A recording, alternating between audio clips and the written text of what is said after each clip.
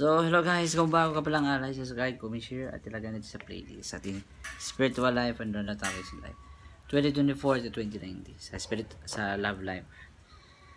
Ako, masasabi ko talaga dyan, based sa experience, based through the years, based sa experience sa iba, sa nakikita ko, at based sa team ko, di talaga minamadali siya talaga guys. Siguro isa, dalawang kita mo pa, kayo na ba? Hindi naman siguro, diretso yun.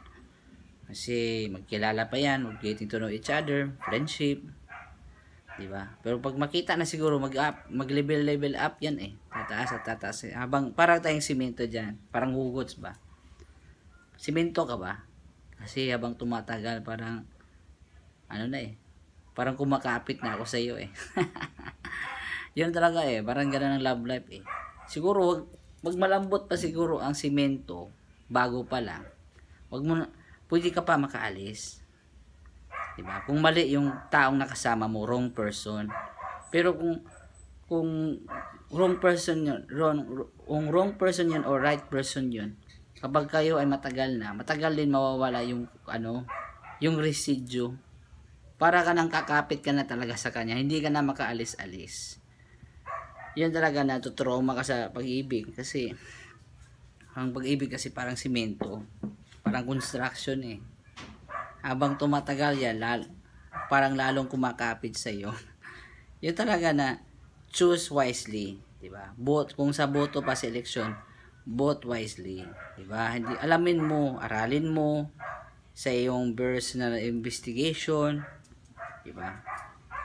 Yun siguro na maganda talaga kadalas na nakikita at saka may spark talaga. Parang sa sasakyan ba, sparker. Talagang may spark ba talaga? May interest ba? Yung talagang, ano ba yung interest na sabi mo? Pero may gusto talaga. Sa interest, sa pananamit mo, di ba? Baka based sa personality, sa isip mo. Alam na talaga eh. Pero bago ako naging ganito, siyempre love yourself eh. Talagang love yourself by improve yung mukha mo, pag-alaga sa kalusugan, pagbabasa ng libro, na hindi ka mangmang, hindi ka inosente sa pag-ibig, yun ang pagmamahal mo. Kasi yung pag-ibig para yung gira sa Ukraine eh, Russia eh. Kailangan mong yan, di pwede na, kasi pag mali ang pag-ibig mo, nako, lulukuhin ka, sasaktan ka, hindi talaga totoo yung pag-ibig mo, baka ikaw lang gusto, yun na talaga na, baka napilitan lang ang babae o lalaki sa iyo. Kailangan talaga na alamin na gusto ba talaga ikaw. Mahirap kasing pipilitin mo ang isang taong mahalin ka kahit di ka mahal. May mga signs na yan sa YouTube eh. Sa Google eh. The 10 sign na love ka ng isang tao na crush mo. May crush level, may friend level, saka mga love life level, saka marriage level. Iba-iba kasing level yan.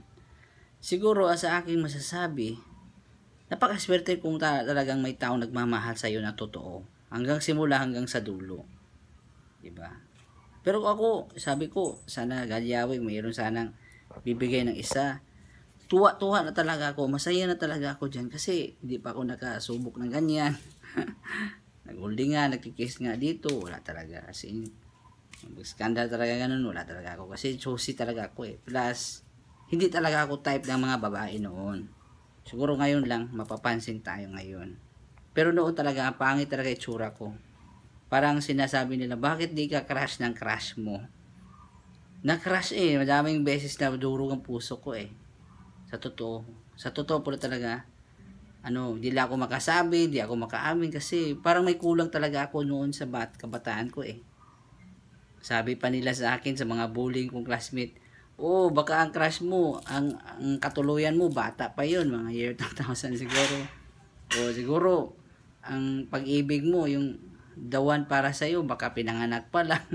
Yun talaga eh, ako wala talaga ako. Hindi ako pasado sa kanila eh. Ako, namimili din ako eh, hindi kumakain ng baboy. Hindi smoker, hindi nangangalak.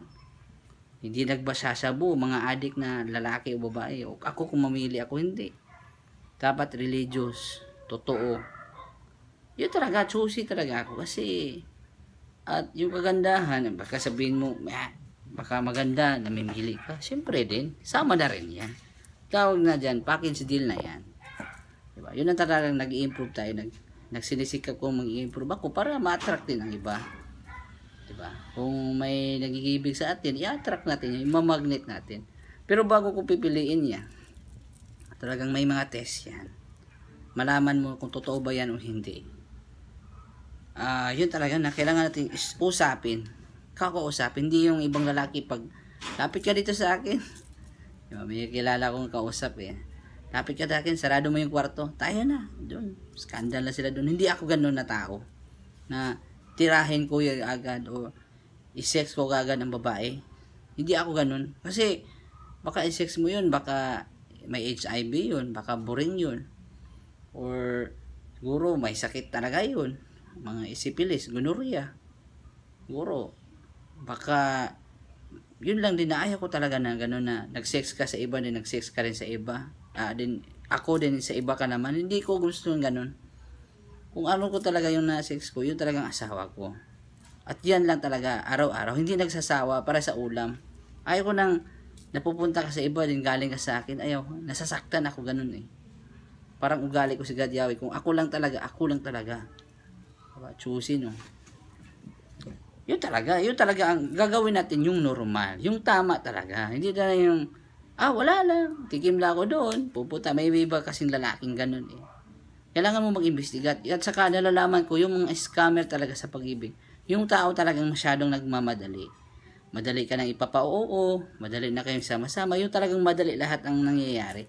Yun ang mga patterns na nakikita ko sa mga love scam, yung mga pangloloko sa pag-ibig, yung talagang magaling sila masyado, parang hindi natural, parang madala ka rin kung bulag ka sa pag-ibig. Kasi ang itsura, nabubulag ka talaga dyan. Kagandahan. Pero sa akin, may motor duman.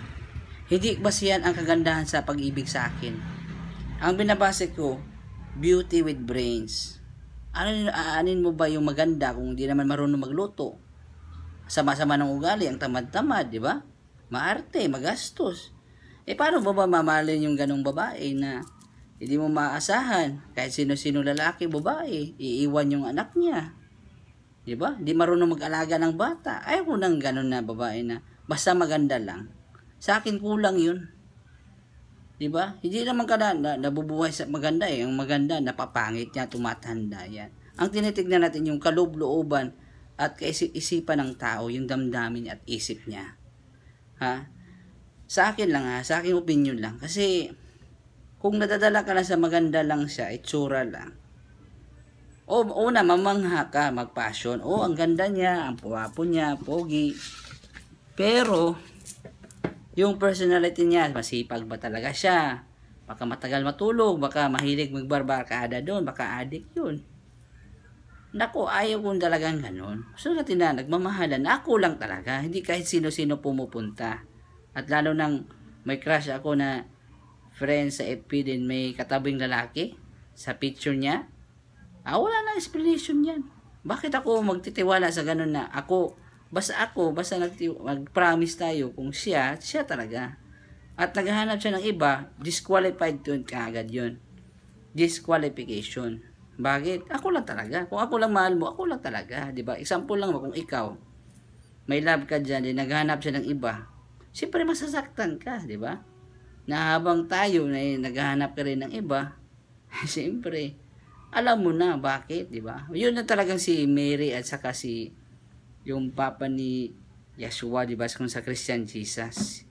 Si Mary at saka yung papa ni Yeshua. Nakita na si Mary na nabuntis na daw sa ibang lalaki na sikreto lang.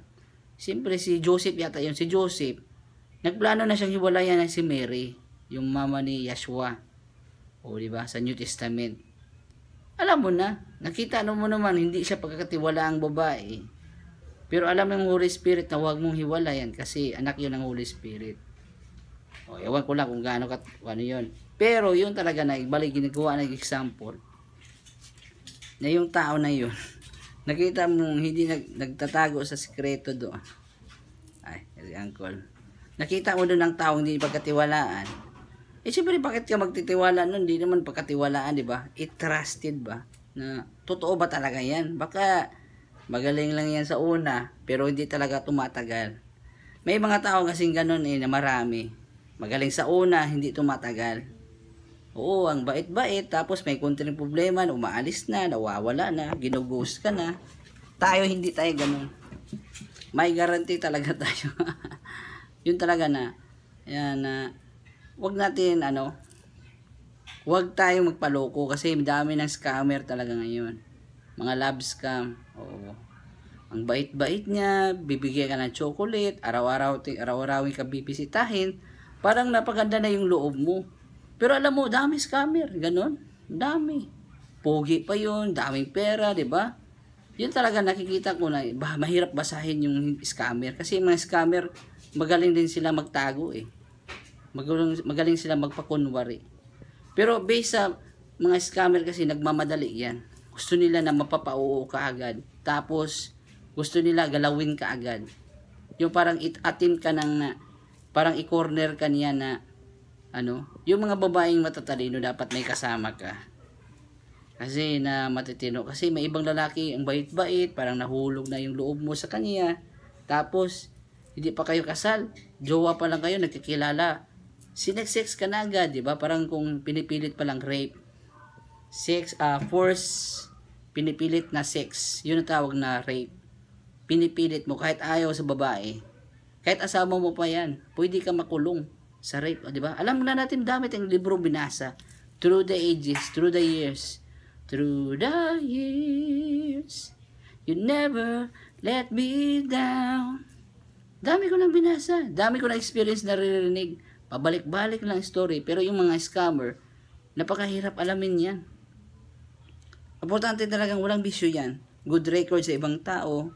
Check natin na religious talaga. Hindi lahat, take note, hindi lahat ng religious ay mabait. Lalo na siguro kung hindi naniniwala kang God Yahweh sa Bible.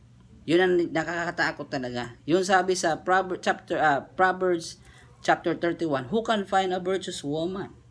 Her price is far above rubies. Yung rubies, napakamahal na bato yan. Yan, pupulang bato yan. Maghanap pa tayo ng ruby na kahit ganito lang.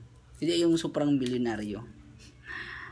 Yung talagang beads lang, yung mga pula-pula, tira-tirang pula. Kahit mga mungho na lang sa pagkain.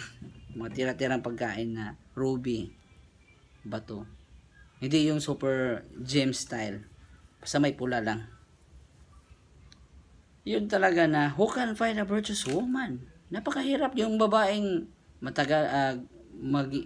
madili pa lang maagang gumising.